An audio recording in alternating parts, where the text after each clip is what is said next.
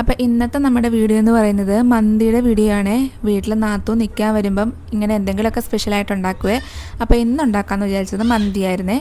അപ്പോൾ ഇതിന് വേണ്ടി ഞങ്ങൾ അറേബ്യൻ മന്തി മസാലയാണ് എടുത്തിരിക്കുന്നത്. ഇതിനകത്ത് 3 പാക്കറ്റ് കാണും. ഒന്ന് റൈസിന്, പിന്നെ ഒന്ന് ചിക്കന്, പിന്നെ ഒന്ന് സീസണിങ്.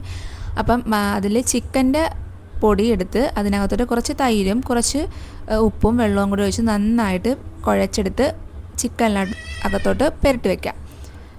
ഞാൻ അതിന് ശേഷം ഇത് കുക്കറിലാണ് ഇത് വേവിച്ചെടുക്കുന്നത്. കുക്കറിൽ 2 വിസിലടിക്കുന്നവരെ വേവിച്ചെടുക്കാം. ഇങ്ങനെയാകുമ്പോൾ ചിക്കൻ നന്നായിട്ട് കുക്കാവുകയും ചെയ്യുവേ. അതിനുശേഷം നമുക്ക് അരി വേവിച്ചെടുക്കാം.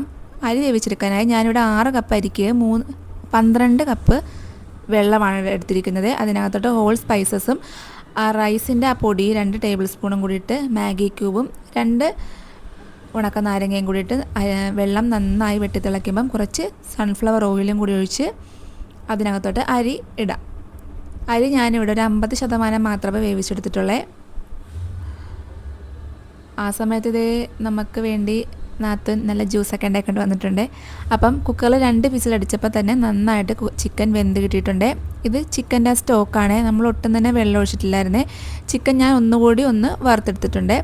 ആ 50% വെന്ത അരി ഞാൻ കുക്കറിനകത്തോട്ടിട്ട് ഒന്നുകൂടി വേവിച്ചെടുത്തിട്ടുണ്ട്. അപ്പോൾ നല്ല പെർഫെക്റ്റായിട്ട് കുക്കായി വന്നിട്ടുണ്ട്.